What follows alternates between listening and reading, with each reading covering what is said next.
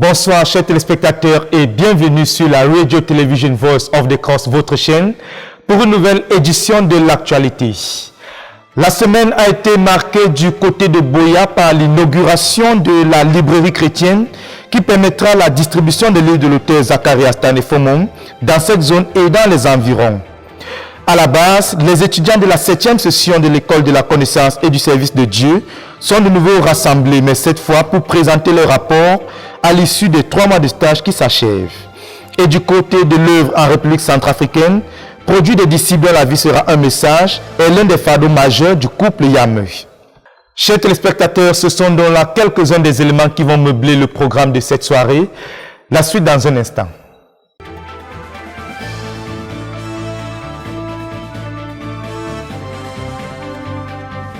Comme nous l'avons dit dans le titre, chers téléspectateurs, les soutenances des étudiants de la 7e session de l'école de la connaissance et du service de Dieu, qui a eu lieu durant les mois de février et mars dernier, se poursuivent à la base. Ceci vient donc clôturer la période de 3 mois de stage à laquelle ont été soumis les étudiants. Jacques Cotier était sur le lieu et nous livre ce reportage. Les étudiants de la 7e session de 42 jours de l'école de la connaissance du service de Dieu, qui s'est déroulée du 13 février au 25 mars 2020 à Ndombi, sont à nouveau rassemblés. Mais cette fois, pour soutenir leur mémoire de fin de stage. En effet, après les 42 jours de cours, la soixantaine d'étudiants a été envoyée pour un stage de 3 mois à Douala, Bertois, Yaoundé, Bamenda et Ngaoundéré. Après cette période de stage, ils sont revenus présenter le travail accompli pendant les 3 mois de stage devant un auditoire d'environ 90 personnes. Et cette assistance est constituée de 6 membres de jury, des étudiants, des membres des familles et d'invités. Les domaines d'évaluation sont la dévotion à Dieu, le service à Dieu et les buts assignés aux étudiants par les encadreurs locaux. Et chaque présentation se fait en 3 parties. La présentation de l'étudiant, ensuite la présentation des objectifs de 3 mois de stage et enfin un compte rendu du travail accompli pendant le stage. Les remarques sont ensuite faites, les questions posées par les membres du jury et enfin les recommandations sont données aux candidats. Il est à noter que les questions posées, les remarques faites ainsi que les recommandations données concernent tous les domaines de la vie de l'étudiant. Car, selon le pasteur Alphonse Tawet, membre du jury et par ailleurs pasteur de l'église du quartier général, il y a un investissement qui a été fait en chaque étudiant pendant les 42 jours de cours, ainsi qu'à la croisade de prières et de jeûnes de 80 jours à la base à Koumé. Et quelques étudiants nous livrent leurs impressions après leur passage. Je m'appelle Kemta Kamta Stéphane Maïs, je viens de la localité de Douala. Après mon stage de 3 mois, j'ai soutenu devant les membres du jury et j'ai reçu des recommandations très claires que je dois revenir après 2 ans à la section de 42 jours et je bénis le Seigneur pour cette orientation très claire. Gloire à Dieu. Amen. Selon le pasteur Anon Guigoumé Robert, enseignant à l'école de la connaissance et du service de Dieu, la prestation est positive dans l'ensemble, malgré le fait qu'il y a quelques retouches à apporter. Les étudiants présentent des dons qu'il faut seulement bien canaliser pour les rendre utiles au Seigneur. Nous bénissons le Seigneur pour les ouvriers qui sont en train d'être formés pour la grande moisson que va connaître notre ministère. De Koumé pour la RTVC, Jacques Koueché. La prière est multipliée du côté de la province spirituelle de Douala avec la tenue les 26 et 27 juin dernier du 3e siège de prière de 36 heures pour le compte de cette année. Et pendant que la prière est investie, d'autres équipes sur le terrain se chargent de moissonner le butin qui a été suscité par la prière. Plus de détails avec Cynthia Siaka. En dépit de la Covid-19 qui sévit, l'église à Douala a organisé du vendredi 26 au samedi 27 juin sous la direction du pasteur Martin Fatélé son 3e siège de prière de 36 heures de l'année tout en respectant les mesures barrières. Un programme a été établi pour permettre à chaque famille de se réunir pour prier ensemble, suivant des tranches horaires spécifiques. Notre équipe sur place a visité certaines familles pour vivre ces moments de communion avec Dieu. La famille Fatélé a été subdivisée en 2 groupes de prière, l'un à Ndoksimbi, centre-mer, et l'autre à Mboko. Les frères se sont réunis pour prier de 6h à 13h, soit 7 heures de prière. La famille Jean de Dieu Wachiyi, quant à elle, a été subdivisée en 5 groupes de prière, Forêt-Bar pour les frères de Bonabéry, Bonapriso, Alliance biblique, Dokbong et Bonamoussadi. La deuxième tranche de prière a été couverte par les frères de la famille Comme et Tamfou de 12h à 19h. La troisième tranche de prière a été couverte par les familles Eze et Nzana de 17h à minuit et la dernière tranche de prière de la journée du vendredi a été couverte par les familles Chotu et Tageju de 23h à 6h. Le siège s'est poursuivi la journée du samedi avec les familles Gwese, Dagan, les jeunes et les missionnaires qui ont couvert la tranche horaire de 6h à 13h et s'est achevé avec les familles Nyamsi des universités et Taku de 11h à 18h. Tous ces groupes ont suivi un canevas de prière préétabli et distribué à toutes les familles pour organiser la prière. En plus de la louange et des actions de grâce élevées au Seigneur, ils ont prié pour la retraite et le jeûne du leader en cours, pour le but, les finances, la croissance, les frères, les dirigeants, les églises de maison, la protection, la nation et bien d'autres. Nous rendons grâce à Dieu pour la mobilisation massive de plus de 900 frères d'environ 25 lieux de prière et pour l'impact que cela a pu produire dans l'église à Douala, la ville de Douala, le Cameroun et dans le ministère tout entier. Toujours dans la ville de Douala, les jeunes se sont lancés dans un programme effréné d'évangélisation dans les marchés et les lieux publics en vue d'atteindre le plus grand nombre de personnes le plus tôt possible avec nos traités, nos livres vendus ainsi que les messages du professeur Zacharias Tanefomoum diffusés dans les lieux publics. En moi, Seigneur, tu es venu. C'est réglé. I'm no longer going to hell. Je ne vais plus en enfer. No longer going to hell. Je ne vais plus en enfer.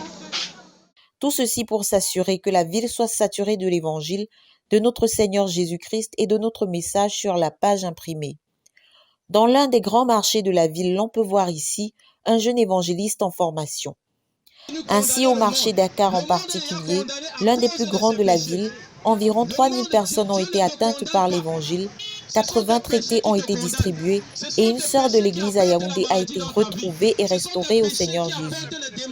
Sous la direction du pasteur Kala Antoine, l'équipe avance dans la proclamation massive de l'évangile dans la ville. Au Seigneur revienne toute la gloire.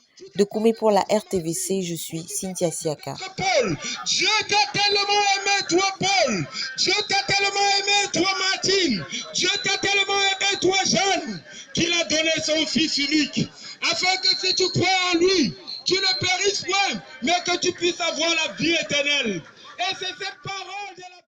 Nous restons toujours au quartier général, mais cette fois avec la suite des enseignements du pasteur Théodore Andossé lors de la dernière session du 21 jours de l'Université mondiale de prière et de jeûne adressée au ministre de prière.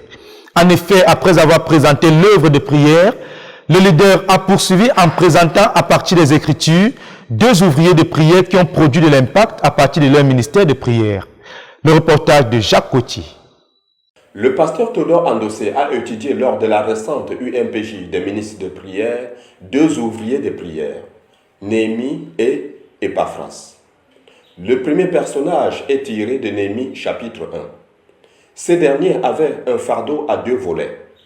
La congrégation qui était revenue de l'exil d'une part et la cité de Jérusalem d'autre part. Ce fardeau avait été placé dans son cœur pendant qu'il parlait avec son frère Anani. À partir des versets 6 et 11, l'orateur principal du cours a démontré que Néhémie a pris du temps pour prier, pour jeûner, pour pleurer et même pour impliquer plusieurs autres personnes dans la prière. À l'issue de cet investissement, ce fardeau est devenu une vision intérieure, celle concernant la séparation du peuple juif d'avec les autres peuples d'alentour.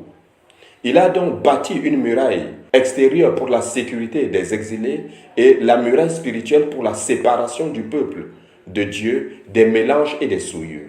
Donc, à partir de l'information reçue, il a reçu un fardeau. Ce fardeau a donc été porté dans la prière, le jeûne, l'humiliation, et pendant qu'il continuait de prier jour et nuit, tout en suscitant d'autres pour prier avec lui, un projet clair s'est formé dans son esprit.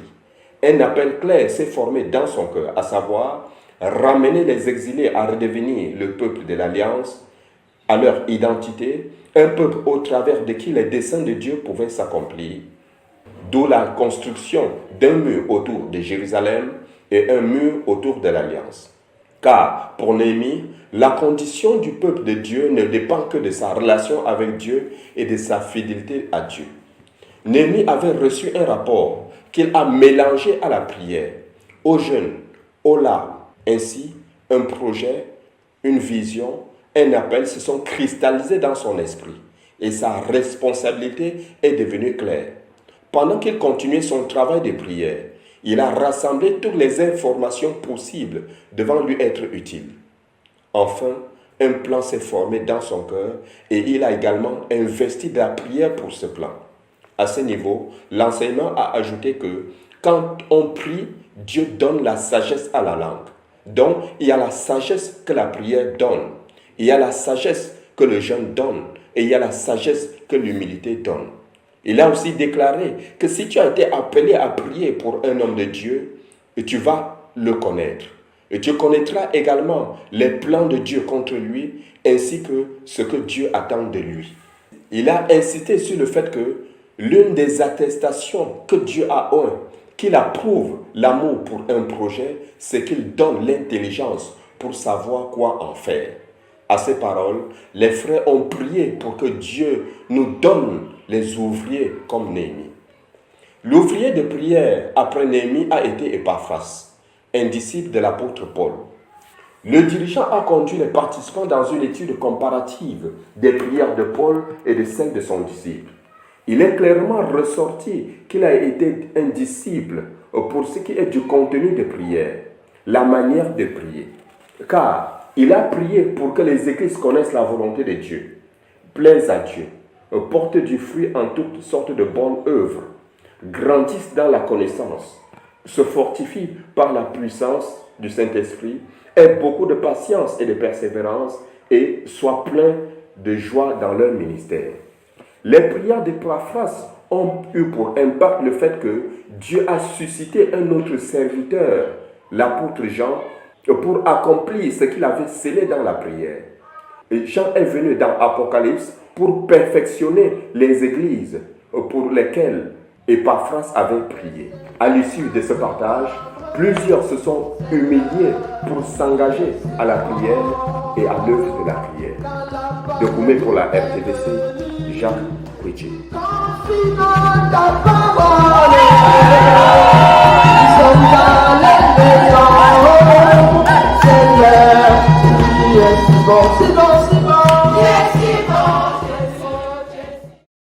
Toujours la prière, mais cette fois du côté de Bafoussam, dans la province spirituelle de l'Ouest, où l'Église a organisé du 26 au 27 juin dernier son troisième siège de prière de 24 heures depuis le début de cette année, sous la direction du frère Honoré Ndjendou, dirigeant de la province spirituelle.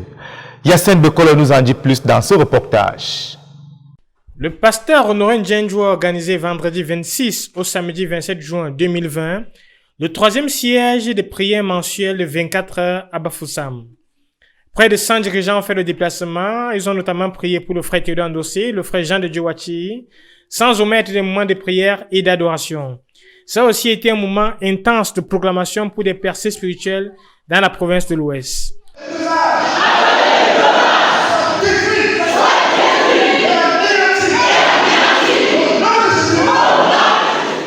Le dirigeant de la province spirituelle de l'Ouest n'a pas manqué d'exhorter les dirigeants rassemblés à suivre le modèle du frère Zach dans l'intimité avec Dieu en prenant régulièrement les retraites spirituelles. Le ciel s'est achevé dans la joie et la reconnaissance pour avoir déchargé le fardeau de prière. Louez l'Éternel car il est bon, car sa miséricorde durera toujours. Dans la province du Sud-Ouest cette fois-ci, particulièrement dans la ville de Boya, le pasteur Enoch Bisson, dirigeant provincial, a présidé le 20 juin dernier à l'issue d'une nuit de prière la cérémonie d'inauguration de la nouvelle librairie chrétienne qui va favoriser la distribution des livres de l'auteur ZTF dans la localité et dans ses environs. Yacine Bekolo. La CMCI Boya a organisé l'inauguration de sa librairie le week-end du 19 au 20 juin 2020. Tout a commencé à la nuit de prière du 19 à Boumaka où les saints venus prier ont porté le book ministry. The launching of the bookshop is going to take place today, the 20th of June 2020. We give you praise for it in Jesus' name. Amen. La nuit de prière a été dirigée par le pasteur Enoch Bisson, qui a ensuite passé la parole au frère Ambrose, qui a conduit les saints à prier pendant près de 2 heures pour le book ministry. L'aspect distribution et l'aspect impact ont été couverts dans la prière. Ensuite, le besoin d'un distributeur s'est manifesté et Dieu a suscité le frère Asencliff sur le champ. Il y a eu des joies et des chants de louanges élevés au Seigneur après ce miracle. L'inauguration de la librairie a débuté avec la distribution des traités et des livres L'amour et le pardon de Dieu le lendemain dans les rues de Bouya. Selon le programme, le pasteur Enoch Bisson a partagé sur comment le book ministry a commencé dans notre ministère. Le pasteur Elvis Mandé a partagé les témoignages relatifs à l'aspect de l'impact. Ensuite, le frère Ambrose a partagé sur l'importance de la littérature pour la croissance et l'édification des saints et pour la poursuite de la conquête du monde. Il a présenté les livres comme le moyen de l'heure pour la conquête du monde. Enfin, le send-off du frère Asencliff a été effectué avec 3 autres missionnaires de littérature le week-end suivant. For this work that you are giving to the hands, and as you give them the burden, and as you have anointed them, O Lord, they will serve to please you, O God, and to accomplish our purposes through their lives. Grant that their wives will be a blessing to them, as helpers to accomplish this goal. We pray especially for Brother Cliff, who does not have, who's not yet married. Lord, give him just the right girl who will fit into his life for this calling. In Jesus' name, Amen. Nous ne pouvons que bénir le Seigneur. Louer l'Éternel car il est bon, car sa miséricorde durera toujours. Dans l'actualité internationale, particulièrement en République centrafricaine, le couple missionnaire Yame met une emphase particulière sur la formation des disciples en multipliant des retraites pour évaluer le progrès fait par chacun. Le tout est donc arrosé par la prière à partir du message de Berthois, c'est en vue de façonner des disciples qualifiés qui à leur tour vont produire d'autres disciples. Les détails avec Cynthia Siaka. En RCA, l'heure est à la formation des disciples. C'est la raison pour laquelle la sœur Marie Yame a rassemblé ses disciples le 28 juin dernier pour les exhorter à la lumière des prophéties de Santa Cruz et de Berthois. Il était aussi question de faire un bilan des 6 premiers mois de l'année qui se sont déjà écoulés. En réalité, a-t-elle tenu à préciser, le vrai message à donner aux hommes est celui de Jésus dans nos vies. Nos vies doivent prêcher l'évangile avant nos bouches et cela n'est possible qu'en vivant le message de Berthois. Les frères se sont également engagés à revenir aux rencontres dynamiques quotidiennes avec Dieu, non comme un exercice intellectuel ou religieux, mais tel que cela nous a été enseigné pour la communion avec Dieu.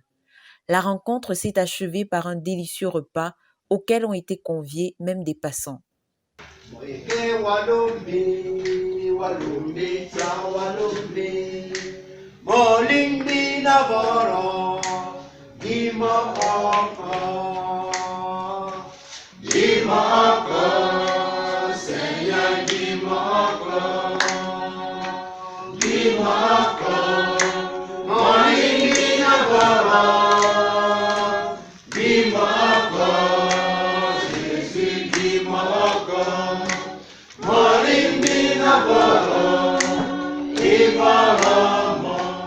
Quelques jours plus tard, le 4 juillet, se tenait un mini-siège de 10 heures sous la direction du missionnaire Claude Yame, qui est revenu une fois de plus sur le message de Berthois en tant que chemin du réveil spirituel. Celui qui est sage paye le prix pour coopérer avec le Seigneur afin de déraciner les idoles, a-t-il déclaré. À partir des passages d'Ézéchiel 14, verset 3, 18, verset 31 et Colossiens 3, 4 à 10, il a mis en garde les frères en leur disant que chercher Dieu avec les idoles dans le cœur, c'est le provoquer. Il ne faut donc pas se laisser piéger par le monde et ses choses, sinon nous pourrions le regretter comme la femme de Lot. Chacun doit donc remuer son cœur pour en ôter le moi, l'amour du monde et ses choses, de peur qu'après avoir jeûné, prié et même donné de manière sacrificielle, Jésus ne nous ferme les portes du ciel. Il a ajouté: ne nous donnons pas de repos, arrachons les idoles jusqu'à ce que nous ayons des cœurs purs. Sur le champ, il a conduit les frères à arracher les idoles et à prier pour le réveil. Enfin, ils ont prié pour la nation et ont proclamé d'après le Psaume 24, 1, que les ténèbres ne régneront pas à toujours en RCA. Le siège s'est achevé avec un chant composé par le pasteur en langue sango et le partage d'un bon repas. De Koumé pour la RTVC, je suis Cynthia Siaka.